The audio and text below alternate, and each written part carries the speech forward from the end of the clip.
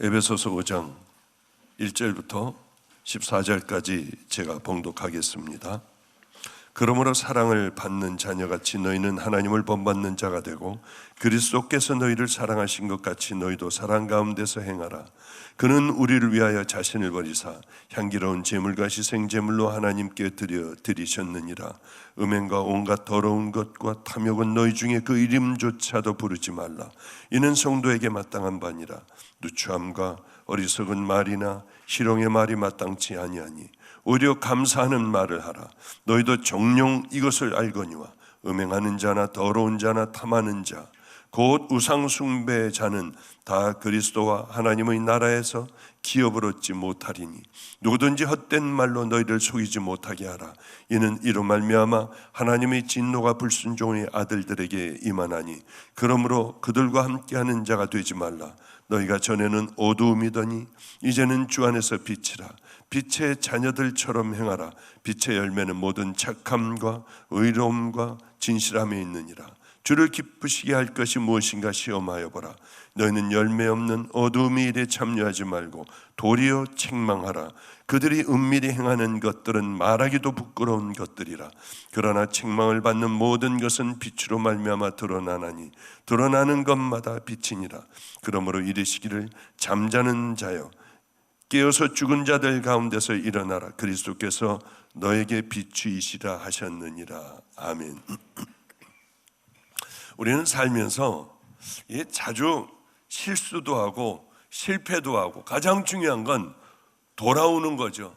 내 잘못된 것을 깨닫고 알고 어디에서 뭐가 잘못됐나 하고 돌아오는 게 우리에게 굉장히 중요한 문제 같아요. 회개하는 거라고 하는 거죠. 한 번은 이제 기도원에서 우리 위성조 전도사가 찬양을 한 번 했습니다. 오늘 한 거요. 하나님의 나팔소리. 그 찬양을 하는데 얼마나 은혜스럽게 하는지요. 이렇게 하더라고요. 하나님의 나팔소리 천지진동할 때에 예수 영광 중에 구름 타시고 천사들을 세계만공 모든 곳에 보내어 구원 얻은 성도들을 모으리. 나팔 불 때 나의 이름 내가 그의 곁에 서서 배우며 나팔 불 때 나의 이름 부를 때에 잔치 참여하겠네. 뭔 소린지를 모르는군요. 지금 이게 가사가 두 개가 짬뽕이 되어가지고요. 하나님의 나팔 소리 전전진동할 때에 예수 영광 중에 구름 타시고 예수 영광 중에 구름 타시고 하면서 이제 다른 노래로 가가지고 끝내는데 너무 깜짝 놀란 게요. 제가 왜 저렇게 하지? 왜 다른 노래를 이렇게 짬뽕을 해가지고 저걸로다가 끝내버리지 하는데 키보드 반주자도 열심히 하고 있더라고요. 이게 틀린지도 몰라요.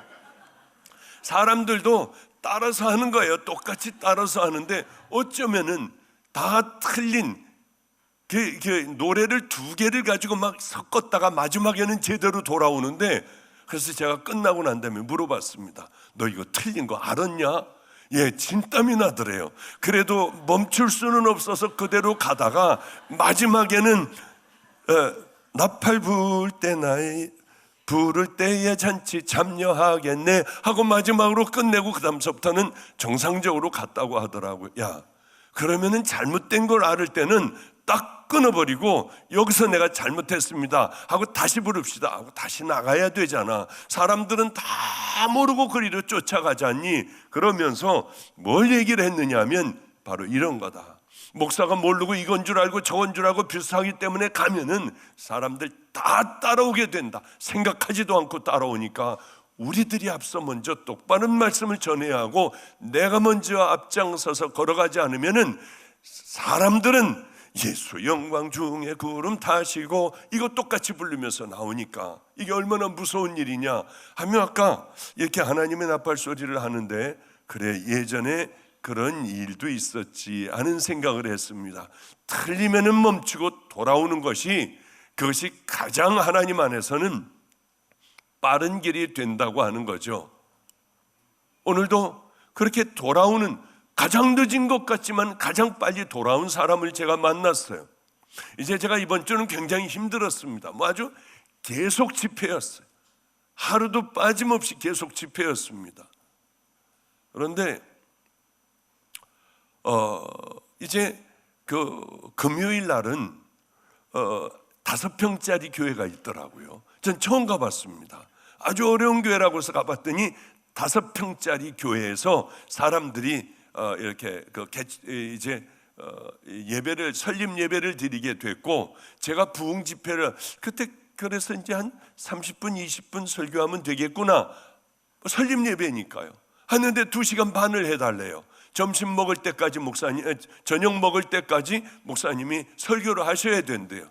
그래서 이것저것 이거 떼고, 이거 생각나는 거, 이거 주님 이거 세상에 준비 20분짜리 하고 왔는데 세상에 2시간 반이 뭐예요 하고 이 얘기 저 얘기 하다가 하여튼 이렇게 해서 2시간 반을 하고 가서 밥을 이렇게 먹고 오고, 또 토요일 날은 방주교회에서 새생명 축제를 한다고 하는데 그럼 얼마 안 모이잖아요. 본당에서 하는데. 그러니까 이거는 이제 가난한 교회를 제가 열심히 다닙니다. 이 전번 주도 전주도 그 전주도 하여튼 계속, 요 다음 주는 여기는 이제 우리 김 목사가 없기 때문에 일로 왔고요.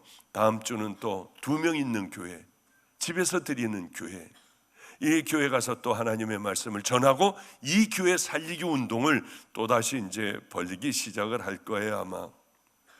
그렇게 얼마나 힘듭니까? 오늘도 3번 이 설교 오전서부터 하고 이 설교 끝나면 또 불이 낙태 마가의 다락방으로 가가지고 마가의 다락방에서 또 설교를 하고 하여튼 힘듭니다. 그런데 힘을 주는 성도들이 있어요. 오늘도 이제 여기 오면은 또 상담하고 막 안수해주고 정신없이 이렇게 하고 시간이 늦을 것 같아서 5분만 더 끌어라 하고 나머지 사람들 다 안수해주고 바쁩니다. 하여튼 뒤에는요 백조가 서서히 호수에서 다니는 것 같지만 발은 이러고 있어요. 이제 마치 그런 거죠. 나와서 설교 천천히 하는 것 같지만 뒤에서는 발은 그냥 열심히 젓고 있는 그런 이제 주일이거든요. 그런데 어느 분들이 들어왔어요. 가족이 들어와서 참 행복한, 목사가 제일 행복한 얘기를 하더라고요. 어떤 얘기였냐면은, 목사님, 저는 아주 예전에 신앙도 없고 그저 이런 것도 없이 그냥 살아갈 때 은행을 가서, 잘은 모르겠지만 예를 들어서 30만 원을 찾아가지고 쓸 돈이 있어서 30만 원을 달라고 찾는데 수표를 주더래요. 그래서 받아가지고 나와가지고 지갑에다 넣고 또 이제 바쁘게 이제 살다가 이거 뭘 사야겠구나, 그래 필요한 것을 사려고 가서 수표를 주고 이제 몇만 원 거스름을 받겠지 했는데 보니까 한 100여만 원을 몇십만 원을 주더라는 거예요. 깜짝 놀라서 이건 왜 이렇게 돈을 많이 주냐 했더니 지금 수표 낸 게 이게 150만 원짜리 수표다. 은행에서 잘못 줬다는 거예요. 목사님, 100원만 틀려도 집에 못 가고 이 사람들이 맞추는데 이게 이 많은 돈들이 없어졌으니 얼마나 힘들었겠냐는 거예요. 이 사람들이 집도 못 가고 물어내기도 하고요. 그런데 그때는 그런 생각은 하지 못하고 그냥 귀찮은데 써버리지 하고 쓰셨다고 해요. 세월이 흐른 후 이제 십자가가 뭔지 알고 믿음의 자녀들이 어떻게 살아가야 한다는 것을 알았는데, 많은 세월이 지나면서 내가 이걸 회개해야지 하다 보니까 기억나지도 않는 그 기억이 탁 났다고 해요. 목사님, 그래서 제가 봉투에다가 그 돈이 아니고 열심히 이렇게 모아가지고 저축을 해가지고 200만 원을 가져왔습니다. 이 200만 원을 예전에 아프리카에 가면은 그거 굶어 죽어가는 사람도 있고 이런데, 목사님, 이 돈으로 가서 양과 염소를 좀 사서 가장 가난한 사람들에게 나눠준다면 그 은행은 없어졌대요. 지금은요. 은행 이름도 없어지고 다 없어졌대요. 그러니 가장 가난한 사람에게 양과 염소를 사주신다고 하면은 그러면 감사하겠어요. 그리고 제가 그래서 기도를 해드렸습니다. 회개라고 하는 것이 이런 거라고 하는 거죠. 하나님의 자녀들이 살아가는 방법이 바로 이런 방법이라고 하는 거예요. 그냥 하나님 나 잘못했어요. 그냥 왜 그때 그랬는지 몰라요. 그 은행도 잊어버리고 이제는 없어지고, 그러니 하나님 죄송해요. 이게 회개가 아니라 찾아가 갚는다는 것이요. 내가 잘못했으면, 사람에게 잘못했으면 철저하게 가서 풀고 잘못한 것들을 다 풀어버리고 너희들이 내게 와서 예배를 드린다면 내가 그 예물도 받고 너희들의 예배를 받겠다고 하는 것이 하나님께서 우리에게 주신 말씀 아니에요. 오늘 참 감사했어요. 왜 이런 사람들이 많은, 이런 자녀들이 많으면 교회가 바뀔 텐데 우리는 회개라고 하는 것도 어떻게 하는지 몰라요. 회개가 뭡니까? 아주 지겹도록 들었으니까 회개는 누가 용서해 줘야지 회개가 되나요? 이만큼 했으면 된다. 그래, 이 정도면 난 됐을 거야. 이만큼 더 어떻게? 이게 회개인가요? 아니에요. 회개는 하나님 편에서, 용서해 주는 자의 편에서, 그래 너는 됐다, 이제 용서했어, 그래야만 용서를 받는 거예요. 내가 이렇게 이 정도면 됐어 하는 것이 회개가 아니에요. 하나님께서는 원하시는 회개는 다시는 그저 짓지 않고, 그리고 이것들을 내가 이렇게 가져왔으면 삭개오와 같이 4배로도 갚아주고요, 10배로도 갚아주고 2배로도 갚아주고요, 내 형편껏 있는 것으로 갚아주는 것이 회개라고 하는 거예요. 왜 우리는 수많은 예배를 드리고, 우리 이광진 전도사가 오늘 기도회 얘기했듯이 그 많은 설교를 듣고도, 수많은 예배를 우리는 드리고도 왜 이렇게 꼼짝 안 하고, 우리는 회개도 제대로 안 하고, 하나님의 말씀을 생명을 다해 듣지도 못하고, 들은 말씀을 가지고 우리는 살아가며 내 안에 수도 없이 많이 박혀있는 이 가시들, 이 죄의 가시들을 하나하나 교회와 빼어내며 나를 십자가에 못 박고 믿음의 길을 향해 걸어가지 못하는 걸까? 악한 것들은 금방 우리들은 물이 들어버리고, 하늘나라의 가장 귀한 하나님이 원하시는 것은 왜 우리들은 그것에 물들기는 그렇게도 힘든가? 집에 돌아가면 또다시 TV 켜고 내 옛날 생활, 예전에 내가 늘 했던 생활에 그 굴레 속으로 들어가 또 한 주일을 보내고 나와 예배 보고, 또 돌아가 또 굴레 속에 살아온 그 삶을 그렇게 살아가는 걸까? 이것들을 없애버리고, 잘못된 것들을 없애버리고 귀한 것으로 내 마음, 내 몸에 습관이 되어 하나님이 기뻐하시는 그 길로 왜 만들어 놓을 생각은 요만큼도 하지 않는 걸까? 예배는 와서 마당만 밟을 뿐이니라. 이제 너희들이 가지고 오는 그것들에 대하여 내가 냄새 맡기도 곤비하다. 하나님 앞에 내가 이런 자가 아닌가? 우린 다시 한번 깊이 생각을 해봐야 돼요. 내 예배를 기뻐 받으시고, 내 예배를 통하여 하나님께서 내게 축복을 해주시고, 지은 죄들을, 모든 지은 죄들을 십자가에서 딸이 다시 떨어지는 핏방울로 나를 정결케 해주시는 그 예배가 되어야 되지 않아요? 제가 한번 북한에서 나온, 정말 북한에서 나온 아주 불같이 뜨거운 분을 만나게 되었습니다. 저희 집에 왔어요. 이분은 능력이 엄청나게 나더라고요. 이분을 만났습니다. 당신은 어떻게 예배 드렸느냐 했더니, 우리나라에서 풍선으로 날리는 거기에 이런 작은 성경책이 있대요. 그럼 그걸 찢는데요, 찢어서 나눈대요. 그래서 그걸 만에 하나 걸리면 죽으니까 비닐에다가 꽁꽁 싸가지고 된장 안에다 넣어놓는데요. 예배를 드리는 그날이 오면 성도들이, 남편도 모른답니다. 남편이 알면은 남편이 고발을 한대요. 자식들이 알면 자식들이 고발을 한대요. 나밖에는 모르는 거예요. 이걸 얘기도 할 수 없는 거예요. 그 고추장, 그 된장 속에 넣어놨던 그걸 조심스럽게 묻을까 봐 피고 이걸 가슴에 간직하고요. 그리고 예배 장소 몇 명이 모여드는 지하 예배라고 하는 거죠. 거기서 자기들은 그렇게 예배한다고 하더라고요. 우리 애들에게 예수님을 위하여 우린 죽어야 해요. 죄 지면 안 돼요. 얼마나 마음이 뜨거운지요.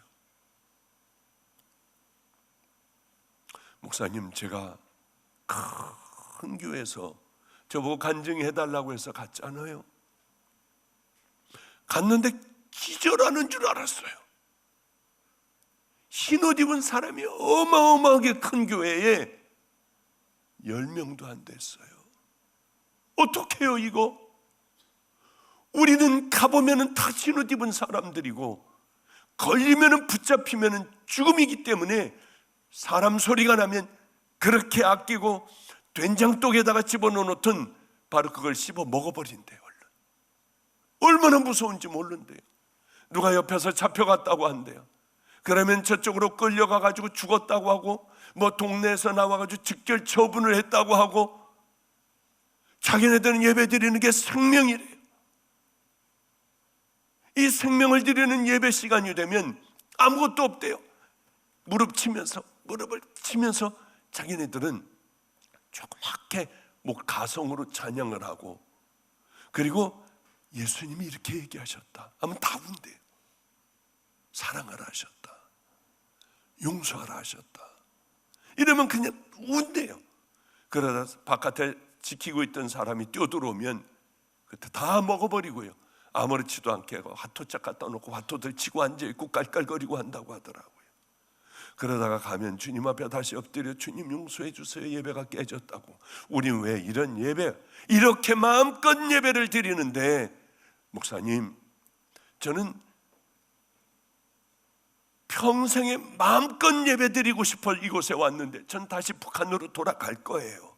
왜냐하면 이 예배는 예배가 아니에요. 생명을 드리는 예배가 아니라 와서 한번 보고 가는 예배예요. 저는 북한으로 그 예배가 그때는 그렇게 싫어서 남한에 내려와 마음껏 찬양하고 싶었는데 이제는 이 예배가 아니에요. 저는 꼭 북한으로 돌아갈 거예요. 다시 들어가 그 예배를 드릴 거예요. 그랬던 얘기가 귀에 생생해요. 오늘 본문에 보면 이렇게 얘기하고 있습니다. 사랑을 입은 자녀처럼 너희들은 행하라, 살아라. 너희들은 내 사랑을 입었지 않니? 내가 너희들에게 독생자 예수를, 내 아들을 줬지 않냐? 그 아들을 너희들에게 주면 다 죽여버릴 것을 알면서도 나는 내 아들을 너희들에게 주었다. 너는 이 사랑을 입은 자야. 사랑을 입은 자처럼 너희들은 살아가야 해. 그게 하나예요. 또 하나는 빛의 자녀들처럼 행하라. 여러분, 그렇게 살아갑니까? 우리는 빛의 자녀들처럼 살아가나요? 그러므로 사랑을 입은 자녀와 같이 너희는 하나님을 본받는 자가 되라. 하나님을 본받는 믿음의 자녀가 되어야 돼요. 오전에도 제가 이런 예를 들었습니다. 아버님이 한번 여기서도 얘기했던 것 같아요. 아버님이 강원도로 집회를 가셨는데 어떤 막 요란하게 화장을 한 여자가 짧은 치마를 입고 껌을 씹으며 저 뒤에 문에서 문을 열고 이렇게 하고 하다가 그 다음에는 창문 옆으로 가가지고 이렇게 보더래요. 가까이 보더래요. 저 여자는 어떻게 저럴까? 우리 때는 이거 빨갛게 화장하면 그거는 아주 술집 여자인 줄 알고 다방 마담인 줄 알고 술집 마담인 줄 알았어요. 그렇기 때문에 화려하게 이런 거 하고, 그런데 뭐 눈썹도 펄럭거리고 뭐 이거 뭐 시뻘겋게 하고, 그런 여자가, 이 짧은 옷을 입은 여자가 이렇게 바깥에서 보다가 은혜를 받았는지 뒤쪽에 앉아 있다가 맨 앞으로 나와가지고 여기서 막 뒹굴고 울더래요. 막 속옷이 다 보이고 빨리 저거 담요 갖다 덮어라. 그런데도 그렇게 울어서 시끄러워 하나님의 말씀을 전하기가 어려울 정도였었다고 해요. 그리고 몸 파는 일을 끝내고 이제는 교회 나와 늘 앞에 나와 우는 그 여인의 아름다운 모습을 보고 그 교회 장로님 아들이 프로포즈를 했고요, 결혼을 하게 됐는데 결혼식을 어디서 했느냐? 마가의 다락방에서 했어요. 저도 그 기억이 나요.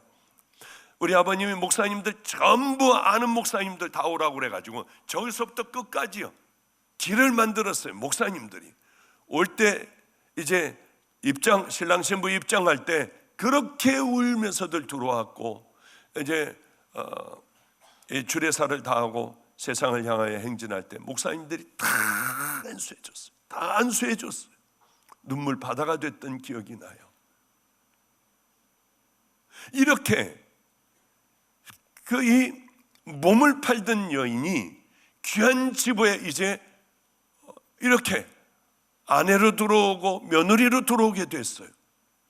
어떤 상사가, 미국 상사가 몸 파는 여인을 데려다가, 이 젊은 이태원에 있는 여인을 데려다가 가서 자기 아내로 삼았습니다. 공부도 시키고요. 이제 이 여인들이 어떻게 살아가야 하겠냐고요. 그러면은 나 같은 자를 받아주신 이 가정의 남편에게 누가 되지 않고, 시어머니 시아버지 자기를 받아준 어른들에게 이제 품위를 잃지 않는 삶을 익혀나가야 돼요. 옛날같이 껌 씹고 가가지고 친구들 만나, 몸 파는 친구들 만나 술 한잔하고 들어오고, 그 남자들, 놀러온 남자들하고 시시닥거리고 얘기하고 오고, 그리고 집에 와서 그 욕들을 하고 살아간다면 이 여인은 어떻게 되겠습니까? 아내인 척하고 살아가요. 결국은 쫓겨납니다.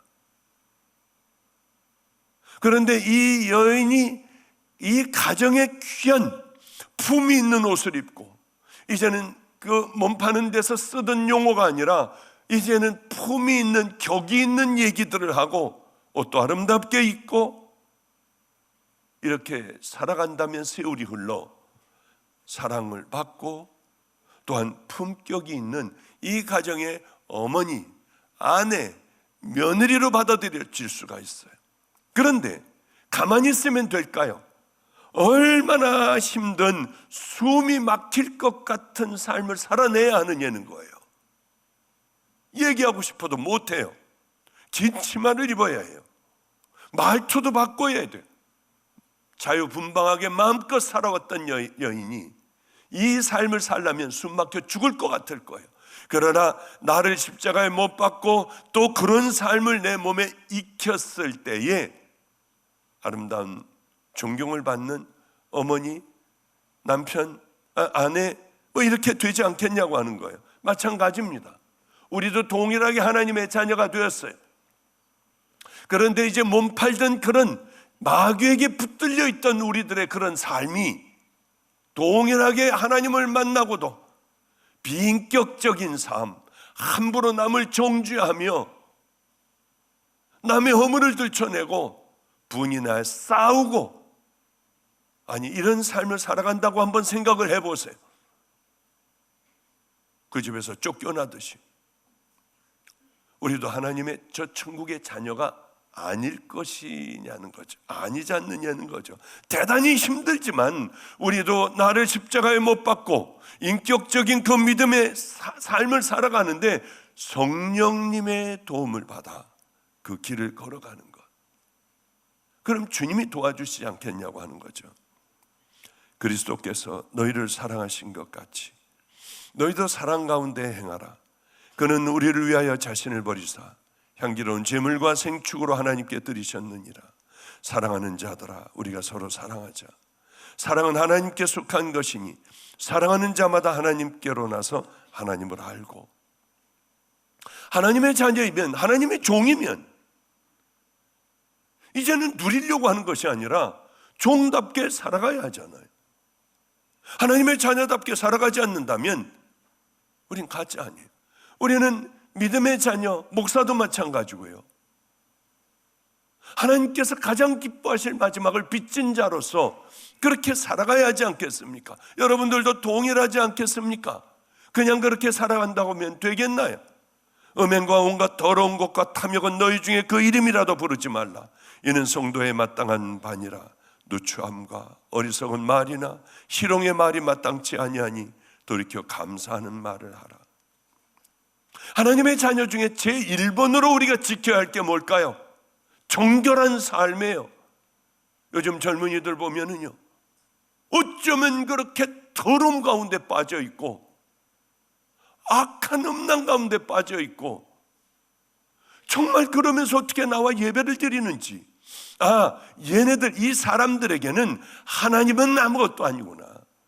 마귀의 젖을 먹고 있으면 이게 어떤 죄인지도 모르고 이렇게 살아가며 하나님 앞에 나와 예배는 이렇게 드리는구나.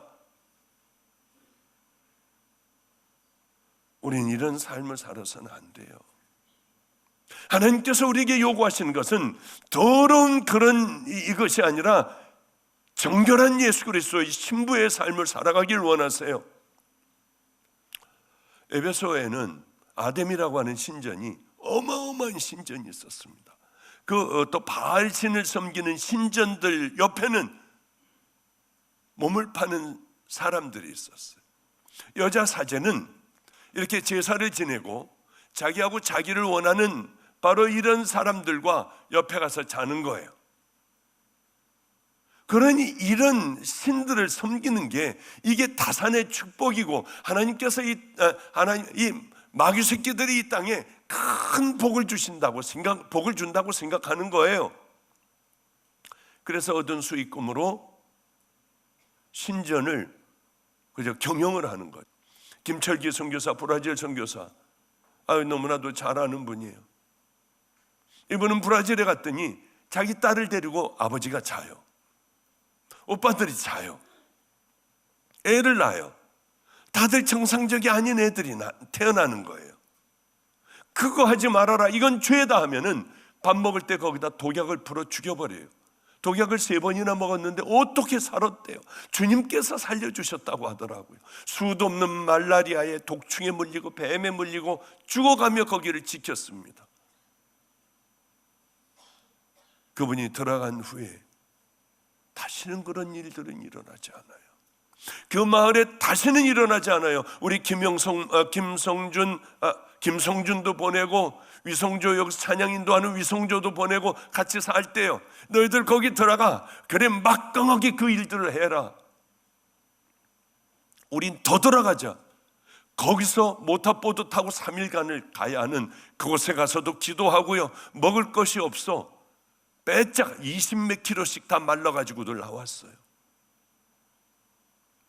이제 그런 일이 복음이 들어가면 그것이 죄라고 하는 그 사실을 깨닫고 이제 그런 일들은 멈춰지게 돼요.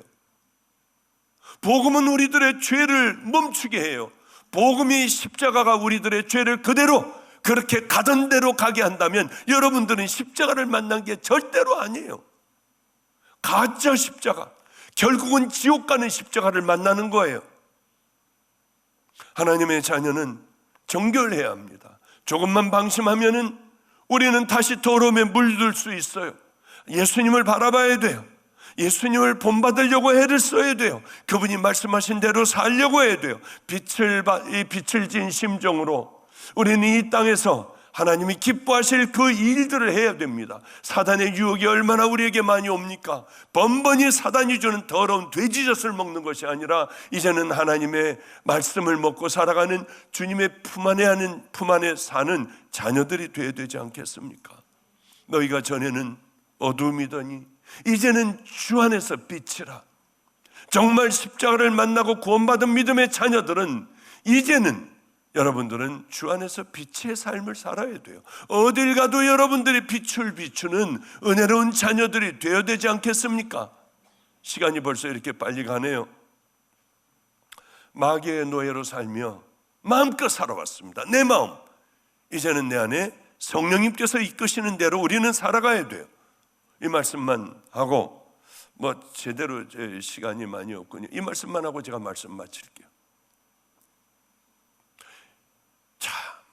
제 마음을 상처를 많이 주었던, 안성에서부터 요만할 때서부터 같이 데리고 살았던 아이가 있습니다. 그렇게 싸움을 하고 괴로웠어요. 왜 복음을 전해도 애들은 이렇게 거듭나질 못할까? 붙들고 새벽마다 울고요. 그러던 어느 날 하여튼 어쨌든 이 아이는 잘 커가지고 아프리카에 선교사로 나갔고 험한 곳을 가서 열심히 선교를 하는 아이가 됐어요. 목사님, 마사이족이라고 있어요. 그 밀림 속으로 들어가 그 사람들에게 그저 작고 허접스럽지만 교회를 하나를 만들었대요.